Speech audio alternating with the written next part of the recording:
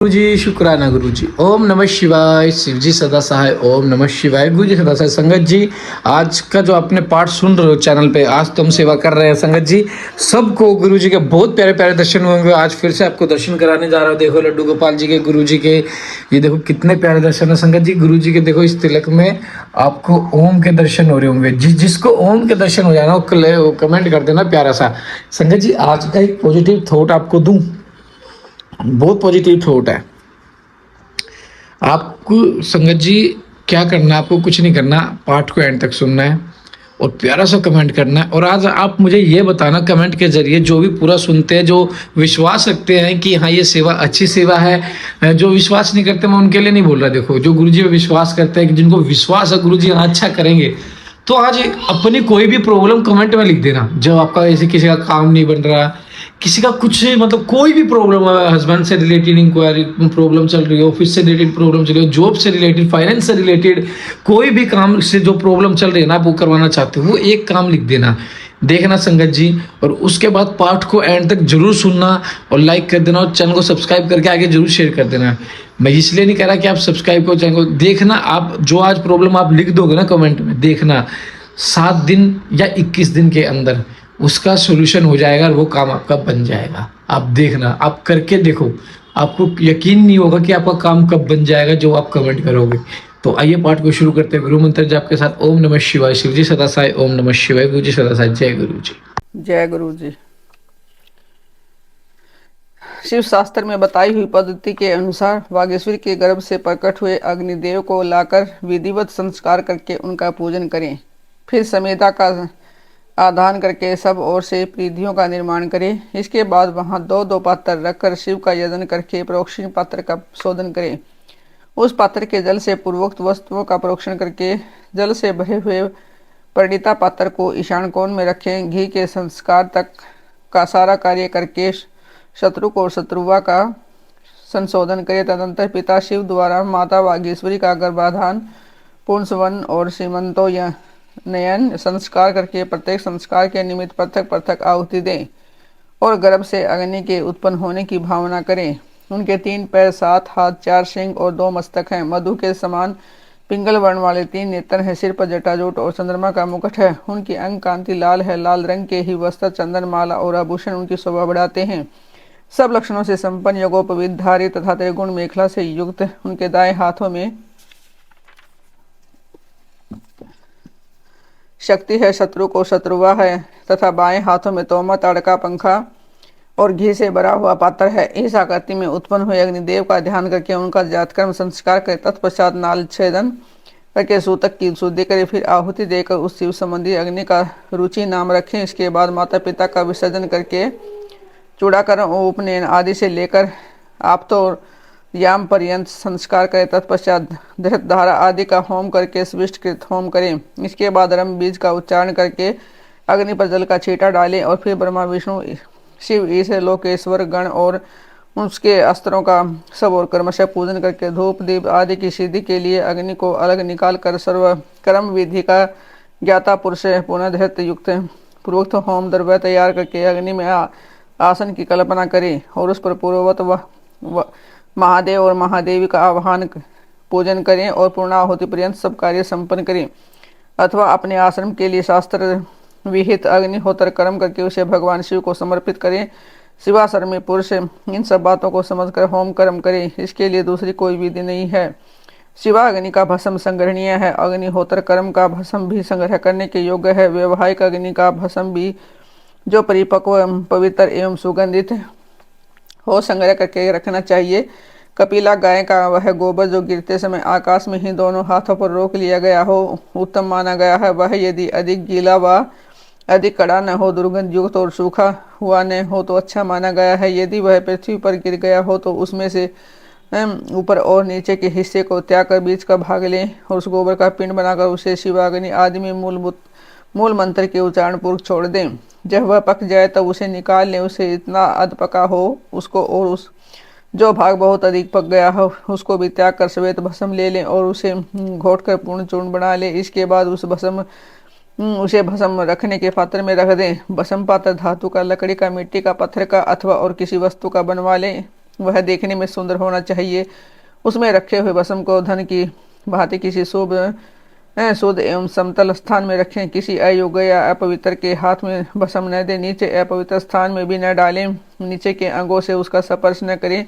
भस्म की न तो अपेक्षा करें और न ही उसे लांगे। शास्त्रोक्त समय पर उस पात्र से भस्म लेकर मंत्रोच्चारण पूर्वक अपने ललाट आदि में लगाएं। दूसरे समय में उसका उपयोग न करें और न अयोग्य व्यक्तियों के हाथ में उसे दें। भगवान शिव का विसर्जन न हुआ और तभी भस्म संग्रह कर लें, क्योंकि विसर्जन के बाद उस पर चंड का अधिकार हो जाता है। जब अग्नि कार्य संपन्न कर लिया जाए तब शिव शास्त्रोक्त मार्ग से अथवा अपने गृह सूत्र में बताई गई विधि से बलि कर्म करें। तदंतर अच्छी तरह लिपे पुते मंडल में विद्यासन को बिछाकर विद्या कोष की स्थापना करके क्रमशः पुष्प आदि के द्वारा यजन करें। विद्या के सामने गुरु का भी मंडल बनाकर उसका श्रेष्ठ आसन रखें और उस पर पुष्प आदि के द्वारा गुरु की पूजा करें। तदंतर पूजनीय पुरुषों की पूजा करें और भूखों को भोजन कराएं। इसके बाद स्वयं सुखपूर्वक शुद्ध अन्न भोजन करे। वह अन्न तत्काल भगवान शिव को निवेदित किया गया हो अथवा उसका प्रसाद हो, उसे आत्मशुद्धि के लिए श्रद्धापूर्वक भोजन करें। जो अन्न चंड को समर्पित हो उसे लोभवश ग्रहण न करे। गंध और पुष्पमाला आदि जो अन्य वस्तुएं हैं उनके लिए भी यह विधि समान ही है, अतः चंड का भाग होने पर उसे ग्रहण नहीं करना चाहिए। वहाँ विद्वान पुरुष मैं ही शिव हूँ ऐसी बुद्धि न करे। भोजन और आचमन करके शिव का मन ही मन चिंतन करके मूल मंत्र का उच्चारण करें। शेष समय शिव शास्त्र की कथन के श्रवण आदि योग कार्यों में बिताए। रात का प्रथम पहर बीत जाने पर मनोहर पूजा करके शिव और शिवा के लिए एक परम सुंदर सैया प्रस्तुत करिए। उसके साथ ही भक्ष्य भोज्य वस्त्र चंदन और पुष्पमाला आदि भी रख दे। मन से क्रिया के द्वारा एक सब सुंदर व्यवस्था करके पवित्र हो। महादेवी और महादेव जी और महादेवी जी के चरणों में के निकट शयन कर। यदि उपासक गृहस्थ हो तो वह वहां अपनी पत्नी के साथ शयन करे। जो गृहस्थ न हो वह अकेले ही सोए। उसे काल आया जान मन ही मन पार्वती देवी तथा पार्षदों सहित अविनाशी भगवान शिव को प्रणाम करके देश कालोचित कार्य तथा सोच आदि कृत्य पूर्ण करे। फिर यथाशक्ति शंख आदि वादों की दिव्य ध्वनियों से महादेव और महादेवी को जगाएं। इसके बाद उस समय खिले हुए परम सुगंधित पुष्पों द्वारा शिवा और शिव की पूजा करके प्रोक्त कार्य आरंभ करें। काम्य कर्म के प्रसंग में शक्ति सहित पंचमुख महादेव जी की पूजा के विधान का वर्णन। तदंतर शिवाश्रम सेवियों के लिए नैमित्तिक कर्म की विधि बताकर अपमन्यु ने कहा कि अब मैं काम्य कर्म का वर्णन करूंगा जो यह लोक परलोक में विफल देने वाला है। शैवों तथा माहेश्वरों को कर्म से भीतर और बाहर से करना चाहिए। जैसे शिव और महेश्वर में यहाँ अत्यंत भेद नहीं है, उसी प्रकार शैवों और माहेश्वरों में भी अधिक भेद नहीं है। जो मनुष्य शिव के आश्रित रहकर ज्ञान यज्ञ में तत्पर होते हैं वे शैव कहलाते हैं, और जो शिवाश्रित भगत भूतल पर कर्म यज्ञ में संलग्न होते हैं वे महानेश्वर का यजन करने के कारण महेश्वर कहे गए हैं। इसलिए ज्ञान योगी शैवों को अपने भीतर भगवान द्वारा कर्म का अनुष्ठान करना चाहिए और कर्म प्राण महेश्वरों को बाहर विहित द्रव्यों तथा उपकरण द्वारा उसका संपादन करना चाहिए। आगे बताए जाने वाले कर्म के प्रयोग में उनके लिए कोई भेद नहीं है। गंध वर्ण और रस आदि के द्वारा विधि पूर्वक भूमि की परीक्षा करके मनोभिलाषित स्थान पर आकाश में चंदोवा तान दे। उस स्थान को भली भांति लीप पोत कर दर्पण के समान स्वच्छ बना दे। तत्पश्चात शास्त्रोक्त मार्ग से वहां पहले पूर्व दिशा की कल्पना करे। उस दिशा में 1 या 2 हाथ का मंडल बनाए। उस मंडल में सुंदर अष्टदल कमल अंकित करे। कमल में कर्णिका भी होनी चाहिए। यथासंभव संचित रतन और श्रवण आदि के चूर्ण से उसका निर्माण करें। वह अत्यंत शोभायमान और 5 आवरणों से युक्त कमल के 8 दलों में पूर्वादि कर्म से अणिमा आदि 8 सिद्धियों की कल्पना करे तथा उसके केसरों में शक्ति सहित वामदेव आदि 8 रुद्रों को पूर्वादि दल के कर्म से स्थापित करें। कमल की कर्णिका में वैराग्य को स्थान दे और बीजों में 9 शक्तियों की स्थापना करे। कमल के कंद में शिव संबंधी धर्म और नाल में शिव संबंधी ज्ञान की भावना करे। कर्णिका के ऊपर अग्निमंडल, सूर्य मंडल और चंद्रमंडल की भावना करे।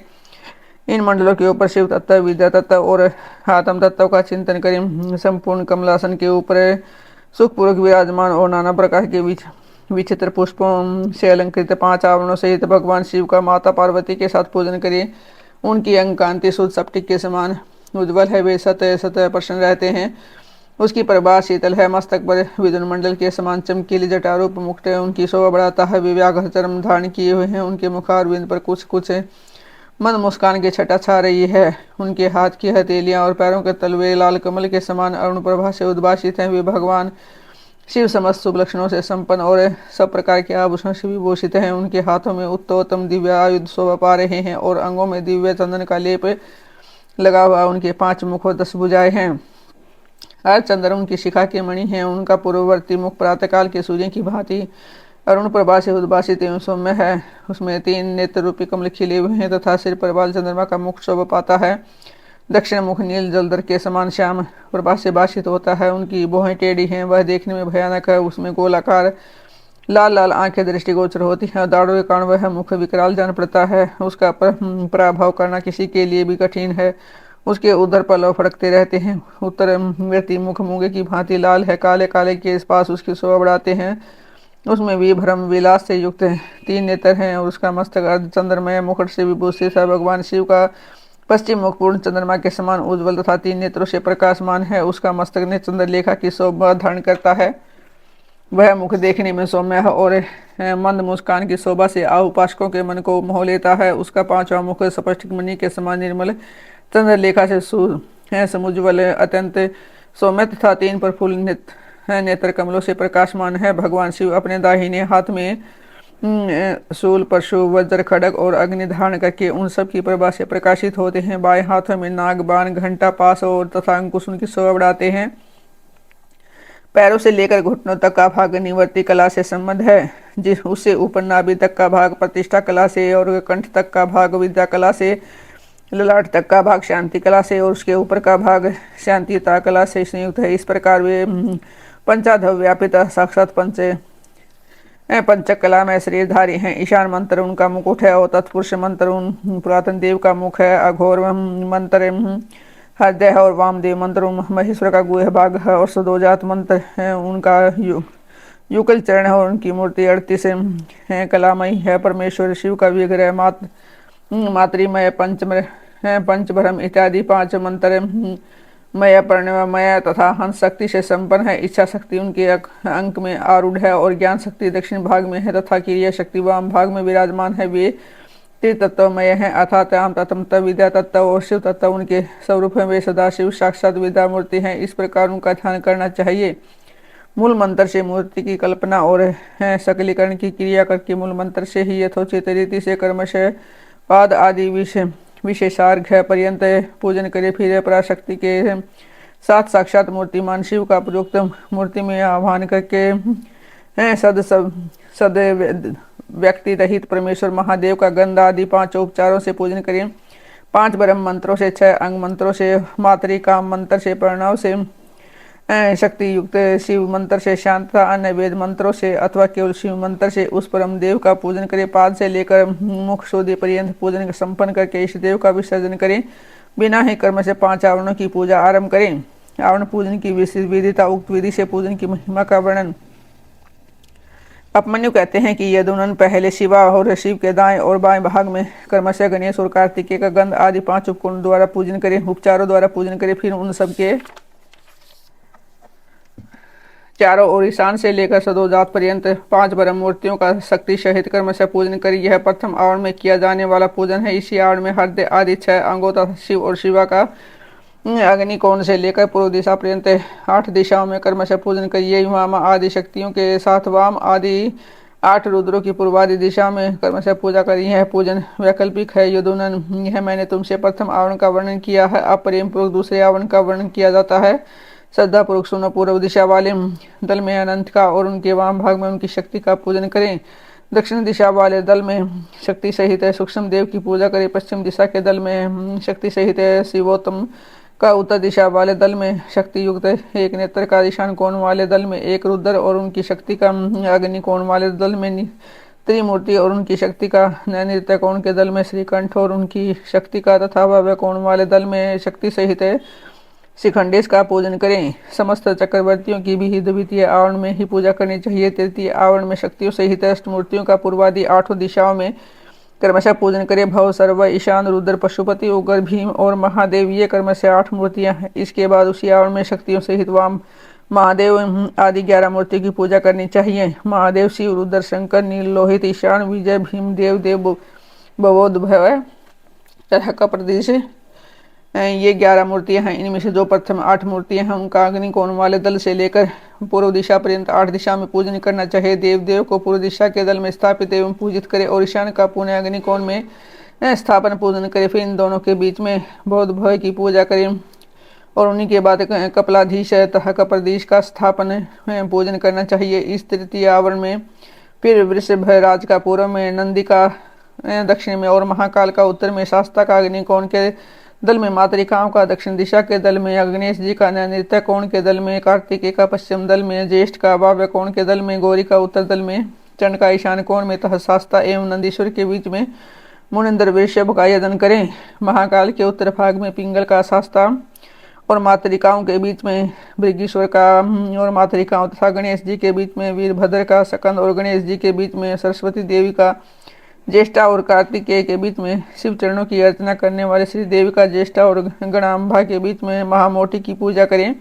गणम्बा और चंड के बीच में दुर्गा देवी की पूजा करें। इसी आवरण में पुनः शिव के अनुचर वर्ग की पूजा करें। इस अनुचर वर्ग में रुद्रगण, प्रथम गण और भूत गण आते हैं। इन सब के विविध रूप हैं और ये सब के सब अपनी शक्तियों के साथ हैं। इनके बाद एकाग्रचित हो शिवा के सखी वर्ग का भी ध्यान एवं पूजन करना चाहिए।